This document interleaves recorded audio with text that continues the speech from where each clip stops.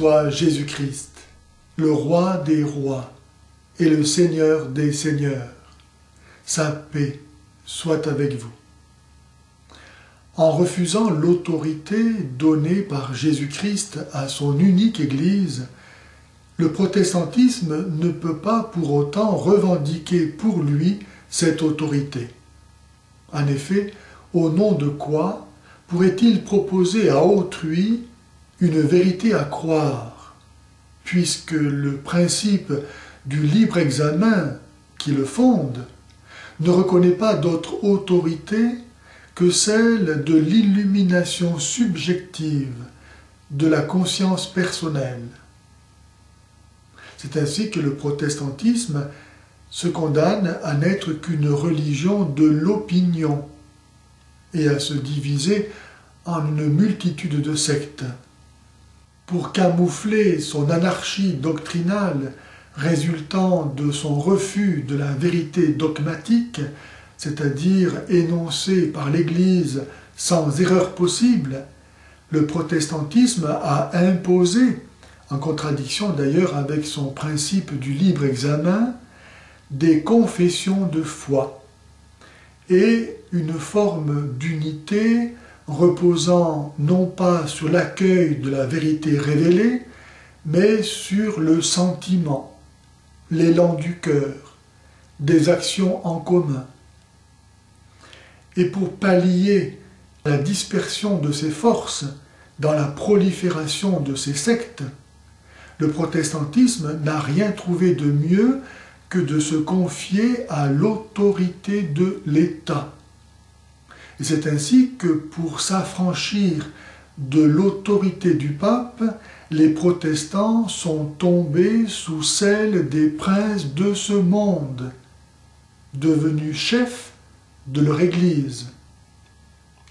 La Réforme, par son refus du principe d'autorité, a engendré la Révolution et tous les totalitarismes qui en sont nés.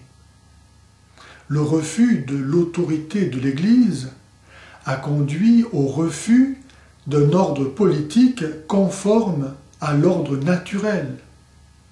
Aussi vrai que s'il n'y a pas d'ordre objectif dans le domaine supérieur de la religion, il ne saurait y en avoir dans le domaine inférieur de la politique. Le refus de l'autorité de l'Église en matière de foi a conduit à l'individualisme, et l'individualisme a conduit à l'indifférence en matière religieuse. L'indifférence a conduit à l'égalité de toutes les opinions, et l'égalité de tous à la majorité comme principe du bien et du mal. En sorte que ce qui est vrai aujourd'hui peut être faux demain, et vice-versa. Ce n'est donc plus la vérité, Jésus-Christ, qui gouverne les hommes, mais l'opinion, laquelle erre entre l'ignorance et l'erreur, entre le préjugé et l'idéologie, entre l'émotion et la manipulation. Et parce que le chemin qui conduit à la perdition est facile à suivre, il suffit de se laisser aller. Beaucoup s'y engouffrent, nous dit Jésus. Et c'est pourquoi le principe de la souveraineté populaire conduit si facilement la société à sa perte. Tandis que le chemin du salut et de la paix est celui exigeant de la vertu. Et c'est pourquoi il est si peu suivi. Le chemin de la vie bienheureuse, pour soi et la société, est celui de l'obéissance au commandement de Jésus-Christ, au don de soi par amour de Dieu et de son prochain.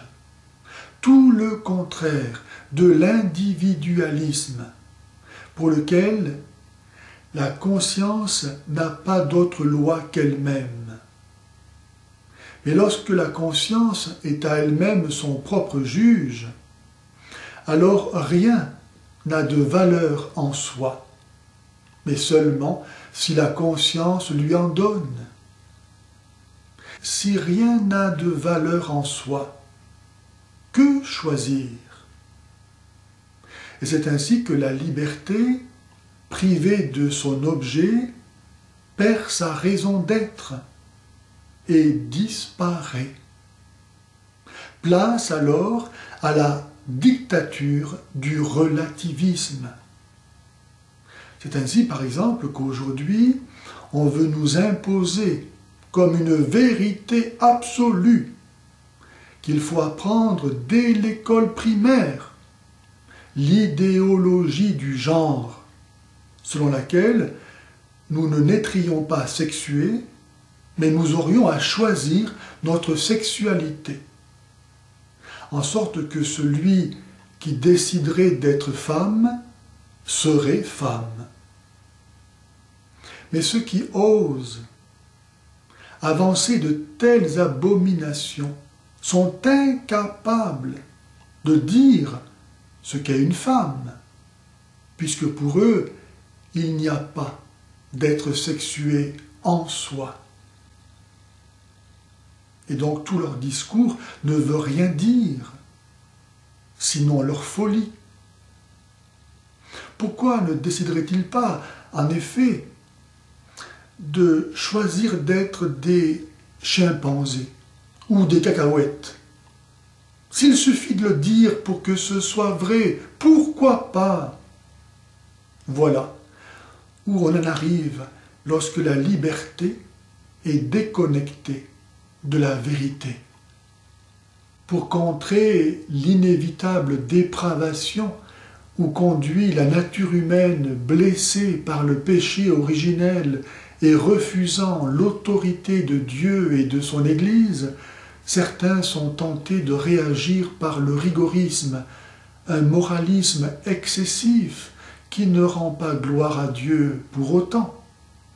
Car il ne suffit pas de faire de bonnes œuvres pour plaire à Dieu. Il faut encore bien les faire. Et c'est pourquoi il est urgent que les chrétiens redécouvrent la nouveauté de leur foi et la force qu'elle donne au jugement par rapport à la culture contemporaine. Car l'Église ne lèse pas la liberté de conscience, comme voudraient le faire croire ses ennemis, mais l'Église se met au service de la conscience pour l'aider à ne plus être ballottée à tout vent de doctrine au gré de l'imposture des hommes, à ne pas dévier de la vérité sur le bien de l'homme, et surtout dans les questions les plus difficiles, à atteindre sûrement la vérité et à demeurer en elle. Pourquoi refuser le don de Dieu qui est la manifestation de la vérité incarnée en Jésus-Christ et continuer dans son Église? Si les gens savaient qu'ils vont en enfer, ils changeraient de vie.